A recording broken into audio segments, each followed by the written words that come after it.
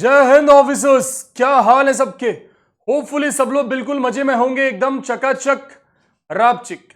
देखो यार, ये सवाल बैचेस में बहुत से बच्चे पूछते रहते हैं, सर आपकी क्या स्ट्रेटेजी थी एनडीए क्लियर करने के पीछे, और एनडीए क्या मल्टीपल टाइम्स हर डिफेंस एग्जाम्स को क्लियर करने के पीछे।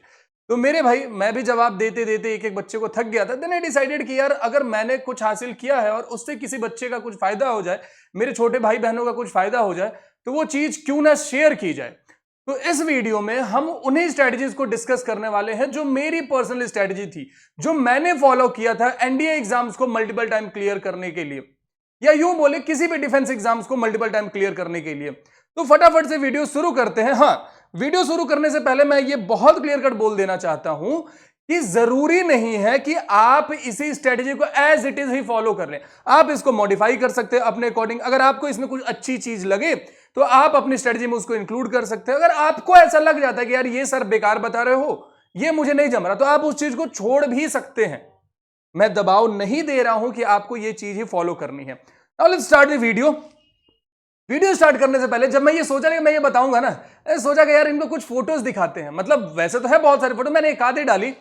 ये आपको दिख रहा होगा, अगर पहचानो, ये तो ब्लर आ रही होगी खैर, लेकिन ये देखो चेस्ट नंबर 8 तुम्हारा भाई बैठा है उधर, इधर ये मैं ही हूं, है ना। अभी तो बहुत, अभी मिला होगा तो बहुत ही अलग दिख रहा हूँ मैं, बट स्टिल दिस मी। तो ऐसे मल्टीपल फोटोज है, बट थोड़ी यादें जुड़ी। मैंने सोचा कि ये दिखा देता हूं कि तुम्हें भी लगे कि हाँ यार जाएंगे अपन भी, हमारा भी चेस्ट नंबर होगा, बिल्कुल होगा। अब जरा हम सीधे पॉइंट पे आते हैं। अब हम सीधे पॉइंट पे आते हैं भाई, कि मैंने क्या क्या किया या तुम्हें क्या क्या करना चाहिए। तो सबसे पहले ना मेरे भाई, जो मैं फॉलो करता था that was limited resources. Limited resources. अब लिमिटेड रिसोर्सेस के पीछे कारण भी था कि when I was preparing for NDA ना, तो उस समय यूट्यूब पे इतना ज्यादा हर तरफ कंटेंट था ही नहीं, तो आपके रिसोर्सेज वैसे ही लिमिट हो जाते थे। बट नाउअडेज क्या हो गया है कि यूट्यूब पे या कहीं भी इतना ज्यादा कंटेंट है ना, कि बच्चों को लगता है कि ये भी रख ले, ये भी रख ले, ये भी रख ले, ये भी रख ले, इस टीचर से भी पढ़ ले, उससे भी पढ़ ले। ये सबसे बड़ी समस्या होती है। आपको अपने रिसोर्सेज लिमिटेड करने हैं और उसको बहुत अच्छे से पढ़ना है। जब मैं लिमिटेड रिसोर्सेज की बात करता हूं तो that means I am talking about limited books, limited teachers, limited platforms. ये नहीं कि यहां भी पढ़ रहे, वहां भी पढ़ रहे, वहां भी पढ़ रहे हैं, एक जगह भरोसा करके अपने टीचर्स पे। अब लिमिटेड रिसोर्सेज में भी, या रिसोर्सेज में भी, जिसको मैं सबसे ज्यादा प्रायोरिटी देता था, और मैं बोलूंगा कि आपको भी वो देना चाहिए, वो प्रायोरिटी लिस्ट में सबसे ऊपर जो आता था मेरे भाई, that used to be previous year questions. बहुत लोग बोलेंगे कि यार अब तो पैटर्न बदल गया है। बाबू, पैटर्न ऐसे ड्रास्टिकली चेंज कभी नहीं होता है। With time slow slow slow slow कुछ क्वेश्चन चेंज होते होते होते होते पैटर्न चेंज होता है। इसलिए प्रीवियस ईयर क्वेश्चन लगाना बहुत जरूरी है, ताकि आपको बदलता पैटर्न या किस पैटर्न पर सवाल पूछे जा रहे हैं ये आपको पता हो। और बहुत ध्यान से प्रीवियस ईयर क्वेश्चन लगाने। अगर आपको कोई बोल रहा है ना, चाहे वो कोई एजुकेटर ही क्यों ना हो, चाहे वो आपका बड़ा भाई बहन ही क्यों ना हो, कोई भी बोले कि प्रीवियस ईयर क्वेश्चन लगाना बेकार है, तो उसकी बातों को नकार देना सीधे से। प्रीवियस ईयर क्वेश्चन लगाना अति आवश्यक है। अब इसमें तुम बोलोगे कि भैया प्रीवियस ईयर क्वेश्चन तो ठीक है, लेकिन कितने सालों के? तो मेरा भाई सिंपल सा फंडा है कि आपको मिनिमम लेकर के चलने हैं 5 ईयर्स और मैक्स लेकर के चलने हैं 10 ईयर्स। चाहे वो मैथमेटिक्स हो, चाहे वो जीएटी हो, 5 10। आपको 15 साल 20 साल के पीवाईक्यू नहीं लगाने, बिल्कुल नहीं लगाने। 10 साल के लगा लिए, that's good enough, that's good enough. क्योंकि अगर बहुत ज्यादा मान लेते हैं, मैथ्स के इतने सारे सवाल रहते हैं, अगर आप 15 साल 20 साल के मैथ्स के सवाल लगाते जाएंगे तो जीएटी कब पढ़ेंगे? और केवल प्रीवियस ईयर क्वेश्चन करते जाएंगे तो फिर नए सवाल कब पढ़ेंगे, है ना। इसलिए मैक्स 10 ईयर्स, चाहे वो मैथ्स हो चाहे वो जीएटी हो। उसके अलावा लिमिटेड रिसोर्सेज के बाद, पीवाईक्यू के बाद आपको क्या करना है मेरे भाई? दूसरी चीज आपको रखनी है एक स्टैंडर्ड किताब, एक स्टैंडर्ड बुक। अब वो स्टैंडर्ड बुक आप किसी भी पब्लिकेशन की ले सकते हैं। मेरा इस बारे में कोई वो पर्सनल राय नहीं रहेगा कि आप ये खरीदिए, ये खरीदिए, ये खरीदिए। आप कोई भी ये किताब खरीदिए, बुक्स बुरी नहीं होती हैं, ये बात ध्यान में रखना। प्रॉब्लम कहां हो जाती है? जब आप 5 किताबें खरीद के लेकर के आए और एक भी किताब को अच्छे से ना करें, वो समस्या क्रिएट होती है। तो और आपका एक्सपीरियंस खराब हो जाएगा। तो आप बोलेंगे यार ये किताब बुरी है। बुरी किताब नहीं है, आपने उस किताब को अच्छे से सॉल्व नहीं किया था। तो स्टैंडर्ड बुक एक कोई भी आप उठा लीजिए, उसको थॉरली बनाइए, एक एक सवाल आपके दिमाग में छपे होने चाहिए उस किताब के। अगर आपको स्टैंडर्ड बुक सेलेक्ट करने में दिक्कत हो रही है तो जो एनडीए के पीवाईक्यू है उसके साथ में आप जेई मेंस के पीवाईक्यू भी उठा सकते हैं, मैथ्स के लिए बेसिकली जेई मेंस के पीवाईक्यू आप उठा सकते हैं। सारे सवाल नहीं, जो आपको लगे कि एनडीए में पूछे जा सकते हैं, जो थोड़े से ट्रिकी से हो, लेंदी ना हो, है ना, उस टाइप के सवाल एनडीए पूछना पसंद करता है। जेई मेंस के वो सवाल आप कर सकते हैं मैथ्स के लिए बकायदा। अगर मैं बात करूं कि मैथ्स में स्टैंडर्ड बुक हो गया, पीवाईक्यू हो गया, जीएटी में मैं क्या करता था, तो भाई जीएटी में ना मैं सच ही अगर बताऊं तो मैं ये एग्जैक्ट नहीं बोलूंगा कि आप यही चीज फॉलो करो, बट मैं जो फॉलो करता था मैं आपको वो बताता हूं। जीएटी के लिए मेरे भाई मैंने इस चीज को अच्छे से पढ़ा था, पी यानी कि फिजिक्स, सी यानी कि केमिस्ट्री, ठीक है, साथ में मैंने ह्यूमैनिटीज का जियोग्राफी पढ़ा था, बट जियोग्राफी में भी इंडियन जियोग्राफी, वर्ल्ड में उतना नहीं पढ़ता था, बट इसका मतलब यह नहीं है कि तुम भी पढ़ना छोड़ देना, अपने अकॉर्डिंग, अपने उसके अकॉर्डिंग देखना। फिजिक्स, केमिस्ट्री, जियोग्राफी अच्छे से पढ़ा था। करंट अफेयर एग्जाम से पहले पढ़ लेता था बस, करंट अफेयर्स। और पॉलिटी जो है, पॉलिटी में आउट ऑफ इंटरेस्ट पढ़ता था, पॉलिटी में मुझे इंटरेस्ट था, तो पॉलिटी के मेरे अपने बनाए हुए नोट्स थे अलग अलग जगहों से, तो मैं उसको बस पढ़ता था, क्योंकि पॉलिटी पढ़ने में मुझे मजा आता था। हिस्ट्री की अगर मैं बात करूं तो हिस्ट्री बहुत वास्ट है, हिस्ट्री में मैंने बस इतना पढ़ा था, जो मैंने पढ़ा था मैं वो बता रहा हूं। मैं फिर से बार बार ये बात दोहरा रहा हूं कि इसका मतलब ये नहीं है कि आप भी यही करने लगेंगे। अगर आपका इंटरेस्ट है पूरी हिस्ट्री में तो आप पढ़ें, नो डाउट, है ना। ये वो चीजें थी जो मैंने कवर करी थी अपने जीएटी के लिए, फिजिक्स, केमिस्ट्री, जियोग्राफी में इंडियन जियोग्राफी, ये तुम्हारा करंट अफेयर्स, पॉलिटी और हिस्ट्री 1857 से 1947। क्योंकि ये वाला जो हिस्ट्री का पोर्शन होता था ना, ये पढ़ने में मुझे बहुत ज्यादा मजा आता था, क्योंकि मैं रिलेट करता था चीजों को, तो इसलिए ये पढ़ता था मैं, मुझे अच्छा लगता था और टर्म्स भी इजीली याद हो जाता। बाकी बहुत पुराने वाले जो एक्चुअल वाली वो एंशिएंट इंडिया हो गया, मेडिएवल इंडिया हो गया, मुझे पल्ले नहीं पड़ता था, मेरे नाम में ही कंफ्यूज रहता था। इस जगह मैं सोचा कि भाई इसके अच्छा मैं कहीं और मेहनत कर लूंगा, नंबर ले लूंगा, तो वो एक चीज थी। ये था मेरे जीएटी का फंडा, मैंने ये चीज अच्छे से करा था। अब जरा वापस आते हैं, पीवाईक्यू हो गया, स्टैंडर्ड बुक हो गया, जेईई मेंस के हो गए। अब आपको एक और चीज जिस पे ध्यान देना है मेरे भाई, वो क्या रखना है, fix mentor, fix your mentor. अगर फिक्स मेंटोर की बात करते, देखो मेंटोर सेलेक्ट करने में बहुत ध्यान रखना है। मेंटोर आपका वही व्यक्ति हो सकता है जिसने एनडीए दिया है या एनडीए क्लियर किया, चाहे वो आपका भाई हो, बहन हो, दोस्त हो या टीचर हो, कोई भी हो सकता है। Teacher can be any person जिसको सब्जेक्ट नॉलेज अच्छी है, वो बन सकता है। लेकिन मेंटोर ना एज पर मी वही बन सकता है जिसने उस फेज को अच्छे से देखता है। जब वो पेपर क्लियर ना हो, मेहनत के बाद भी, कई बार पेपर क्लियर हो जाए, एसएसबी क्लियर ना हो, दोस्त एकेडमी चले जाए, तुम फिर से जीरो पे तैयारी कर रहे हो रिटर्न की, तो वो फेजेस जिसने देखे वो आपको अच्छे से गाइड कर सकता है। तो मेंटोर अपना फिक्स रखो और भरोसा रखो अपने मेंटोर पे, ठीक है। ये नहीं कि भैया से भी पूछ लिया, उस भैया से भी पूछ लिया, उस भैया से भी पूछ लिया, उस भैया से भी पूछ लिया, दिमाग में खिचड़ी बन गई, अपना कुछ कर नहीं पाए, है ना। तो मेंटोर फिक्स रखना। अच्छा, एक और चीज मैं भूल रहा था, अब ये जो पीवाईक्यू ये स्टैंडर्ड बुक्स अपने रखी है ना, इसको आपको मल्टीपल टाइम्स करना है, मल्टीपल रिवीजन यू बोल ले आप, मल्टीपल रिवीजन। अब ये मल्टीपल रिवीजन कैसे होगा भैया, बताते हैं मल्टीपल रिवीजन। मैथ्स के लिए बस पहले बात करते हैं। एक बार आपने मान लो कोई भी किताब लगा ली, जैसे मैं करता था, एक बार अगर मैंने कोई किताब लगा ली, लेट्स से मैंने प्रीवियस क्वेश्चन लगाए, मैंने सारे सवाल लगा लिए।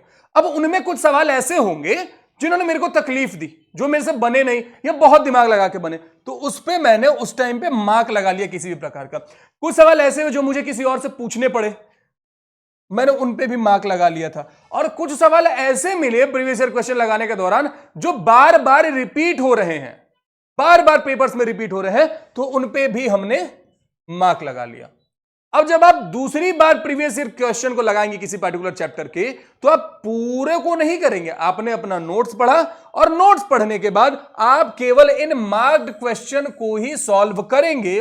और यहां पे भी अगर आपको किसी में प्रॉब्लम हो गई इनमें से, तो उस पर फिर एक मार्क लगाएंगे, ऐसे करके मार्क लगाते जाएंगे। तो जितने बार रिवीजन आप करते जाएंगे उतने बार आपका नंबर ऑफ क्वेश्चन कम होता जाना चाहिए, कि क्योंकि अब जब आगे रिवाइज करोगे तो पेपर और नजदीक आ गया है ना, तो कम टाइम में ज्यादा चीजें रिवाइज करनी है। तो अगर आप अभी भी 50 क्वेश्चन बनाओ, उस समय भी 50 क्वेश्चन बनाओ, फिर पूरी चीजें कैसे रिवाइज होंगी? तो जो सवाल आसानी से बन गए वो फिर बन जाएंगे, जो सवाल दिक्कत कर रहे थे उनको आप रिवाइज करेंगे बार बार बार बार। स्टैंडर्ड बुक के लिए भी सेम चीज, मार्किंग करेंगे और उसको मल्टीपल टाइम रिवाइज करेंगे। अब जीएटी में इसी चीज को कैसे करेंगे बाबू? जीएटी में ना मैं पढ़ने पे ज्यादा फोकस करता था, ह्यूमैनिटीज वाले पोर्शन को, हिस्ट्री पॉलिटी मैं उनके नोट्स पढ़ता था, नोट्स पढ़ने के बाद सवाल उठाए कहीं से मिल गए एमसीक्यू वगैरह तो सॉल्व कर लिए बैठ के। फिजिक्स को करना जरूरी होता था अच्छे से, क्योंकि फिजिक्स बहुत सिमिलर टू मैथ्स हो जाता है। वहां आपको थियरी भी पढ़ना, न्यूमेरिकल आ रहा है तो न्यूमेरिकल को आपको सॉल्व करना पड़ेगा। आप केवल फॉर्मूला पढ़ के या थियरी पढ़ के न्यूमेरिकल नहीं सॉल्व करके सकते, आपको उसके लिए प्रैक्टिस करनी पड़ेगी, तो इसलिए करना पड़ता था। हालांकि एनडीए में उस टाइम पे उतना ज्यादा न्यूमेरिकल आते भी नहीं थे, but still for the safer side करनी ही पड़ती तैयारी, तो आपको न्यूमेरिकल वगैरह प्रैक्टिस करने पड़ेंगे। ठीक है, ये होगी बात, ये होगी बात मल्टीपल टाइम रिवीजन की। अब जो एक चीज है जिनको बहुत से बच्चे स्किप करते हैं, लेकिन उसके बगैर काम चलता नहीं था, अभी भी नहीं चलता है, वो क्या होता है मेरे भाई? वो होता है, इसको पिंक कलर से लिखते हैं क्योंकि ये सबसे इंपॉर्टेंट चीजों में से एक है, वो है मेरे भाई मॉक टेस्ट। वो है मेरे भाई मॉक टेस्ट। जरूरी नहीं है कि मॉक टेस्ट देने के लिए आपका सिलेबस पूर्ण रूप से कंप्लीट हो। अगर आपका सिलेबस 75% भी हो गया है, 80% हो गया है, मॉक टेस्ट उठा लीजिए, मॉक टेस्ट लगाना स्टार्ट कर दो, जितने ज्यादा लगा सकते हो लगाओ, बट ऐसा नहीं है कि 30 मॉक लगा लिया, 40 मॉक लगा लिया और एनालिसिस करा ही नहीं। तो मॉक टेस्ट के साथ आपको करना पड़ेगा क्या? उसका बकायदा अच्छे से एनालिसिस। कहने का औचित्य यह है कि जब आप मॉक लगा रहे हैं, मान लीजिए कि मैथ्स में 120 में से आपसे 40 सवाल ही बने, 40 सवाल ही बने लेट्स से, लेकिन बाकी जो बचे हुए 80 सवाल है, आपको देखना तो पड़ेगा ना उनका सॉल्यूशन क्या है, क्यों नहीं बने हैं, या 40 बने हैं तो उनमें से जो गलत हुए हैं क्यों हुए हैं। कोई ऐसा सवाल है क्या जिसमें मैंने बहुत ज्यादा वक्त लगा दिया, बहुत लंबा सॉल्यूशन लिया उसका, वो नहीं भी करता तो काम चल जाता मेरा। ये कैसे आएगा मेरे भाई? ये चीज आप सीखेंगे एनालिसिस की मदद से। तो आप कितने ज्यादा मॉक लगा रहे हैं उससे ज्यादा जरूरी है आप कितने अच्छे से मॉक्स को आपने एनालाइज किया है। मॉक एनालाइज करने का फायदा क्या होता है? मॉक एनालाइज करने का फायदा यह होता है मेरे भाई कि आप अपने स्ट्रेंथ को पकड़ पाते हैं कि आपको किन चैप्टर्स के साथ खेलना है, कौन सा चैप्टर आपको बहुत ज्यादा दिक्कत दे रहा है। अगर कोई चैप्टर आपको बहुत ज्यादा दिक्कत दे भी रहा है लेट्स से, तो क्या आपके पास वक्त है कि आप अपने वीकनेस पे काम करें? अगर आपने 1-1.5 महीने पहले ही मॉक लगाने स्टार्ट कर दिया, आपको अपनी वीकनेस पता चल गई है, तो आपके पास वक्त रहेगा उसको ठीक करने का, तो आप उसको ठीक कर सकते हैं। और जब मैं मॉक की बात कर रहा हूं तो I am not talking about maths only, I am talking about GAT 2, क्योंकि होता यह है कि मैथ्स के डर के कारण बच्चा जीएटी फोकस नहीं कर पाता जीएटी पे। अब उस अगर मैथ्स का सेक्शनल कट ऑफ क्लियर कर लेता है और ओवरऑल कट ऑफ से रह जाता है। जनरली लगता है सबको कि बच्चे मैथ्स के सेक्शनल कट ऑफ में रह जा रहे हैं, बट बहुत से बच्चे ऐसे भी होते हैं जो मैथ्स का सेक्शनल कट ऑफ, या यूं बोले कि 80+ मार्क्स, 100+ मार्क्स बड़ी आसानी से लेकर के आ जा रहे हैं। बड़ी आसानी से तो नहीं, मेहनत करके लेकर के आ जाए, उनका मैथ्स वीक था तो। और जीएटी में उनके बन रहे हैं 200 नंबर, इधर 200 बने, इधर 80 बने, नहीं हुआ कट ऑफ क्लियर, नहीं हुआ कट ऑफ क्लियर। बात समझ में आ गई? तो आपको दोनों को वैल्यू देना पड़ेगा। तो जब आप मॉक लगा रहे हैं तो मैथ्स और जीएटी दोनों के मॉक्स को लगाइए और दोनों के मॉक्स को उतने ही प्यार से एनालाइज कीजिए। जब आप पीवाईक्यू लगा रहे हैं तो मैथ्स और जीएटी दोनों के प्रीवियस ईयर क्वेश्चन लगाइए और उतने ही प्यार से उसको एनालाइज कीजिए, मार्क कीजिए। जीएटी में इंग्लिश मैंने यहां पे कवर नहीं किया था, यहां पे मैंने अंग्रेजी कवर नहीं करी थी। अब जरा अंग्रेजी के बारे में बात कर रहे थे। अंग्रेजी को ना, ठीक है वो जीएटी के पास है, बट मैं अंग्रेजी को अलग ही लेकर के चलता हूं। अलग इसलिए लेकर के चलता हूं भाई क्योंकि ये इंग्लिश ना बहुत बढ़िया सब्जेक्ट है, बहुत बढ़िया सब्जेक्ट है। 50 क्वेश्चन आते हैं, 50 × 4 यानी कि 200 मार्क्स, 50 × 4 यानी कि 200 मार्क्स। अब ये 200 मार्क्स में से किसी भी परिस्थिति में आपको क्या करना है, 40 क्वेश्चन कोशिश कीजिए कि सही हो जाए, कोशिश कीजिए कि 40 क्वेश्चन सही हो जाए, क्योंकि यहां पे स्कोर करना इजी है कंपैरेटिवली, इजी है कंपैरेटिवली इसको स्कोर करना। आप बड़ी आसानी से कर सकते हैं। अब मैं कैसे करता था इंग्लिश के लिए तुम्हें बताता हूं। जो किताबें मैं फॉलो करता था वो तो करता ही था, नोट्स वहां से बनाए, पढ़ा उनको अच्छे से थॉरली, सवालों को प्रैक्टिस करता था। मैं बहुत अच्छे सवालों को प्रैक्टिस करता था, क्योंकि स्पॉटिंग एरर वगैरह, पीक्यू एरर्स वगैरह ना, इसमें प्रोफिशिएंसी जितने सवाल प्रैक्टिस करेंगे उतनी आसानी से आएगी। जो ये वोकैब वाला पार्ट था, इसके लिए मैं क्या करता था बाबू, वोकैब का रजिस्टर मैंने बना रखा था। मतलब ये person to person again vary करेगा। बहुत लोग क्या करते हैं कि वोकैब का एक वर्ड लिखते हैं, उसके बगल में एंटोनियम्स लिखते हैं, उसके बगल में सिनोनियम्स लिखते हैं, या दो। मेरा वोकैब रजिस्टर थोड़ा अलग होता था। मैं ना, अगर मान लो कि कोई एक वर्ड मिला, उसको मैंने यहां लिखा, उसका मतलब लिख दिया, हिंदी में इंग्लिश में जैसे भी लिखना है। अब इसे कोई सिनोनियम्स होगा ना, तो उसको भी इसके नीचे ही लिख दूंगा और फिर उसका भी मतलब लिख दूंगा। कोई एंटो भी होगा इसका, तो यहां पर लिखूंगा, उसका मतलब लिख दूंगा। कारण ये होता था, वो मेरा समझने का तरीका था। मैं ये नहीं बोल रहा हूं कि आप इसी तरीके से वोकैब रजिस्टर बनाओ। ऐसा इसलिए होता था ना, क्योंकि भाई जब इसका भी मतलब कुछ है, इसका भी मतलब सेम ही है, तो दिमाग इतना तो काम कर लेगा ना यार, कि अच्छा ये सिमिलर मीनिंग वाले हैं। लेकिन जब मैं साथ में लिख देता था ना, कि यहां पे वर्ड लिख दे, यहां पे साइनो लिख दे, यहां पे एंटो लिख दे, तो तीनों के एक ही लाइन में पढ़ रहा हूं। अब एग्जाम में इस बात को लेकर कंफ्यूजन हो रहा था, यार ये वाला वर्ड तो साथ में लिखा था, लेकिन अब मेरे ध्यान में नहीं आ रहा कि एंटोनियम्स था कि सिनोनियम्स था, है ना। तो वो मेरी समस्या थी। ये जरूरी नहीं कि सबकी ये समस्या होगी, बट अगर आप भी इस समस्या से जूझ रहे हैं तो आप भी इसी तरीके से बनाएंगे। वर्ड यहां पर उसका सिनोनियम्स लिख के उसका भी मीनिंग, एंटोनियम्स लिख के फिर उसका मीनिंग। इस तरीके से आप वोकैब कर सकते हैं। ग्रामर वगैरह का पोर्शन के लिए जो तुम्हारे स्पॉटिंग एरर हो गया, पीक्यू एरर्स हो गया, क्लोज टेस्ट हो गया, इन सब के लिए आपको अपने जो ग्रामर्स के बेसिक्स हैं उनको क्लियर करके प्रैक्टिस करना पड़ेगा। केवल आप ऐसा नहीं कर सकते कि पढ़ के चले गए, इट विल नॉट वर्क। पढ़ने के बाद आपको बकायदा उसको यूज करना पड़ेगा, तभी आप सीखेंगे। अब आप देखेंगे तो कहीं ना कहीं आपका एक खाका तैयार हो गया है। Limited resources, fix mentor, PYQ, standard book maths के लिए, मल्टीपल टाइम रिवीजन सबके लिए। जीटी में मैं जो करता था मैंने आपको बता दिया अच्छे से। इंग्लिश को मैं सेपरेट लेकर के समझाया, क्योंकि इंग्लिश को मैं थोड़ा सा अलग ही मान के चलता हूं। हालांकि है तो जीटी का पार्ट, दैट डजंट मीन कि आपको इंग्लिश में अलग से पास होना पड़ेगा, बाकी सब्जेक्ट में अलग से पास होना पड़ेगा, ऐसा नहीं है ना, ऐसा नहीं। बट मैं इंग्लिश के बारे में अलग से बात करना चाहता हूं डिटेल में, इसलिए मैंने इसमें कवर नहीं किया। अगर आप इंग्लिश कवर कर लें अच्छे से, आप फिजिक्स केमिस्ट्री कर लें अच्छे से ना, तभी भी आपका क्लियर हो सकता है। क्यों, ये 3 सब्जेक्ट भी आप कर ले तो अच्छा हो सकता है। Current affair will be like एक वो होता है ना ईडियम कुछ ऐसा, अब तो छूट गई है चीजें, चेरी ऑन द टॉप। तो current affair will work like that, cherry on the top. आपकी तैयारी अच्छी है, हमने करंट अफेयर पढ़ लिया, 5-6 सवाल आप एक्स्ट्रा फंसा के ले जाएंगे, है ना। अगर आप यहाँ पे इंडियन ज्योग्राफी पढ़ लेते हैं, वर्ल्ड ज्योग्राफी पढ़ लेते हैं, दोनों पढ़ लेते हैं, बहुत अच्छी बात है, बहुत अच्छी बात है। थोड़े आपके मार्क्स ऐड होते जा रहे हैं, थोड़े आपके मार्क्स एक्स्ट्रा ऐड होते जा रहे हैं। अब हाँ, लेकिन अगर कोई ह्यूमैनिटीज वाला बच्चा है तो वो तो ह्यूमैनिटीज वाले सब्जेक्ट पे फोकस करेगा, उसके लिए फिजिक्स केमिस्ट्री शायद टफ पड़े, तो वो ह्यूमैनिटीज वाले सब्जेक्ट से अपना नंबर लेकर के आए। लेकिन ये इंग्लिश सबके लिए ही कॉमन है, ये सबको ही करना है, चाहे ह्यूमैनिटीज वाला बच्चा हो, चाहे पीसीएम वाला बच्चा हो, कॉमर्स वाला बच्चा हो, कोई भी बच्चा हो, ये करना सबको है। इसलिए इंग्लिश को मैं अलग बात कर रहा था। तो होपफुली इस वीडियो से आपको एक कहीं ना कहीं आइडिया तो मिल गया होगा कि आपको किस तरीके से अपनी स्ट्रेटजी रखनी है, जिससे क्या हो कि आपकी तैयारी अच्छे से हो सके और सही वक्त पे आप अपनी तैयारी को मजबूत कर सके, पुख्ता कर सके, और जो आपका लक्ष्य है